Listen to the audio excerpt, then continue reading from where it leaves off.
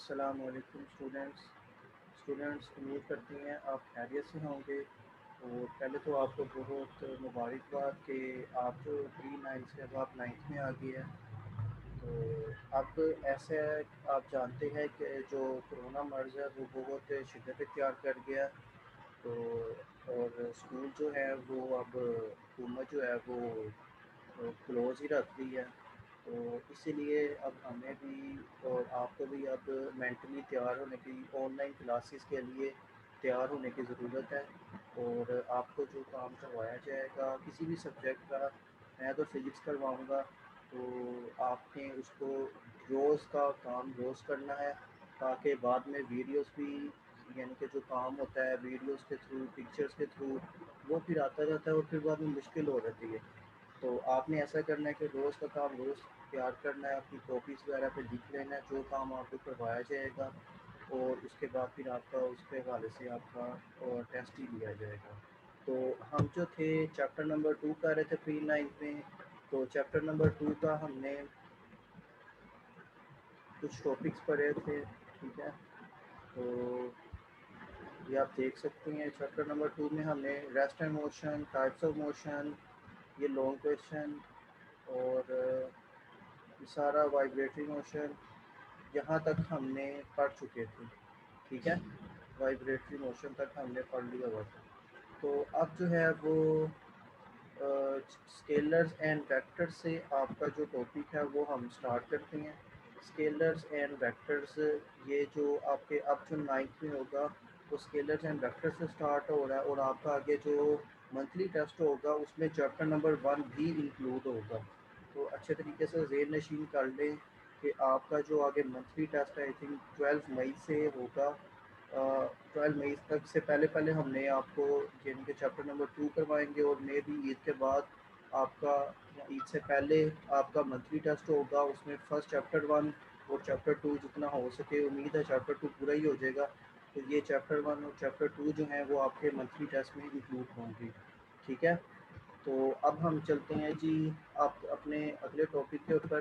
तो अब जो टॉपिक है जी स्केलर्स एंड वेक्टर्स। अब ये स्केलर्स क्या होते हैं और वेक्टर्स क्या होते हैं, इनके बारे में हमने पढ़ना है, ठीक है।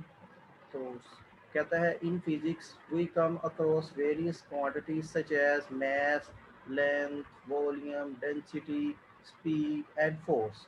कहता है ये फिजिक्स में हम वेरियस क्वांटिटी से हम इनको यूज़ करते हैं, जैसा कि मास हो गया, वज़न हो गया, लंबाई हो गई, वॉल्यूम हो गया किसी चीज़ का, किसी की डेंसिटी हो गई, उसकी स्पीड हो गई, फोर्स हो गई, ठीक है।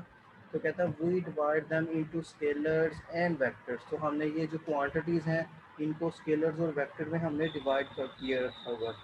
अब ये इस टॉपिक में आपने सिर्फ ये चीज़ पढ़नी है जी, स्केलर्स वेक्टर्स कौन कौन सी क्वांटिटीज़ है, ये लेंथ वॉल्यूम क्या होता है, ये डेंसिटी क्या चीज़ है, स्पीड क्या है, फोर्स क्या है, या से या आहिस्ता आहिस्ता ना आपको बेसिक ही अंडरस्टैंड हो जाए स्केलर्स वेक्टर्स की। उसके बाद भी हम आगे ये इन क्वांटिटीज़ के बारे में पढ़ेंगे, force, speed, density, volume, length वगैरह के बारे में, ठीक है।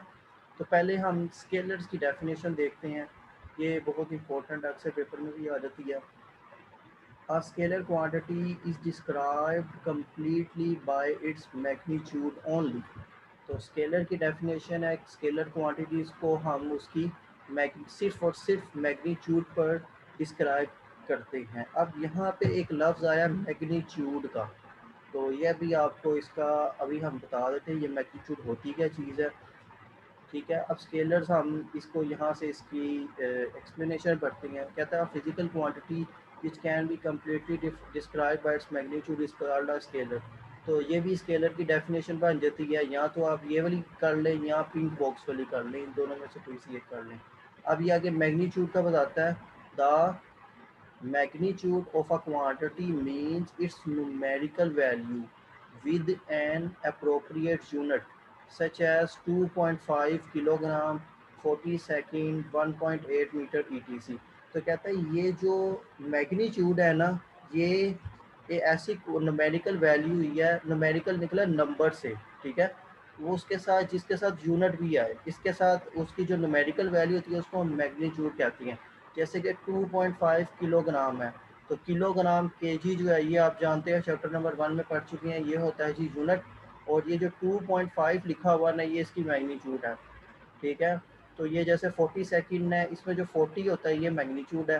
किसी चीज़ की लंबाई है 1.8 मीटर है, तो ये जो 1.8 है ना, ये इसकी क्या होगी, मैग्नीट्यूड होगी।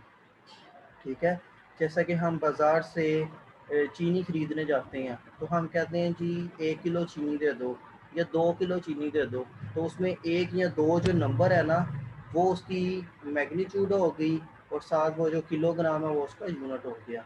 इसी तरह अगर हम सब्ज़ी लेने जाते हैं, आधा किलो हम कहते हैं जो आलू दे दो, तो वो जो हाफ़ है, आधा है, वो उसकी क्या होगी, मैग्नीट्यूड होगी, और किलो उसका यूनिट होगा। ठीक है, जो नंबर्स में, जो तादाद में जो चीज़ आती है उसको हम क्या कहते हैं, मैग्नीट्यूड। अब आपको प्रॉपर पता होना चाहिए, स्केलर क्वांटिटीज़ वो होती हैं जिसमें उसकी मैग्नीट्यूड को डिस्क्राइब किया गया हो। तो ये एग्जांपल है स्केलर्स की, कौन सी एग्जांपल ऑफ स्केलर्स और ये एमसीक्यूज आ जाते हैं। स्केलर की एग्जांपल है मैस, वज़न हो गया, लेंथ हो गई, टाइम हो गया, स्पीड हो गई, वॉल्यूम हो गया, वर्क हो गया, एंड एनर्जी। ठीक है, तो ये जो है वो स्केलर की एग्जांपल हैं। उसके बाद चलते हैं हम आगे अपने वेक्टर की तरफ।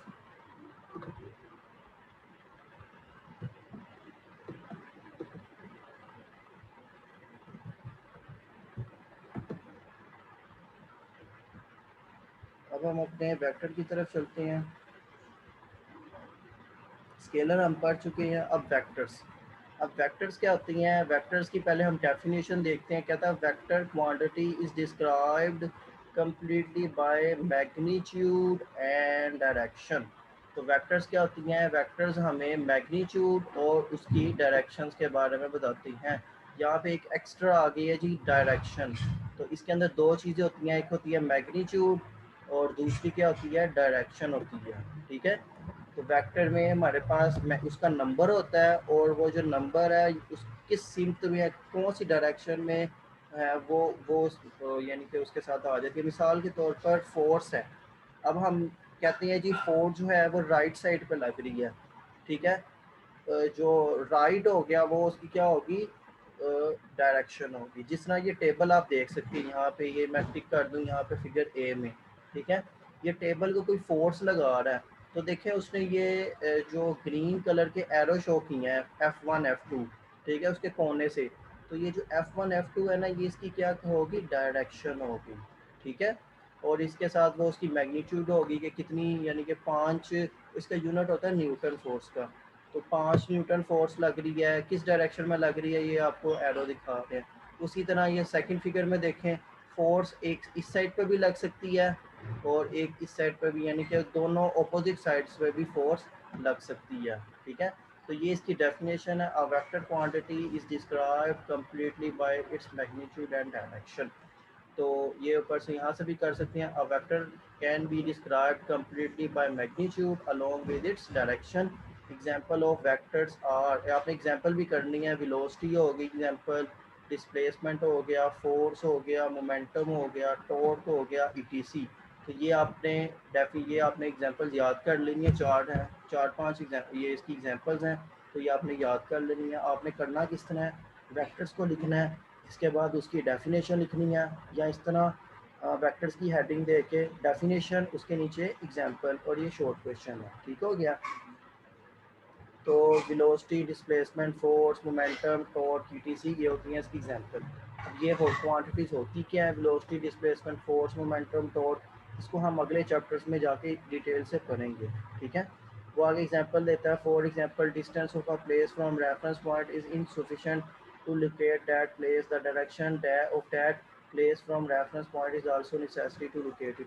कहता है किसी भी चीज़ की आपने, अगर आपने किसी खास पॉइंट से अगर आपने किसी चीज़ का पता बताना हो, तो आप उसकी डायरेक्शन बताते हैं रेफरेंस के साथ। मिसाल के तौर पर अगर आपने अपने स्कूल का रास्ता बताना है, तो आप अपने घर में बैठे हुए हैं, तो आप अपने घर को रेफरेंस पॉइंट लेंगे।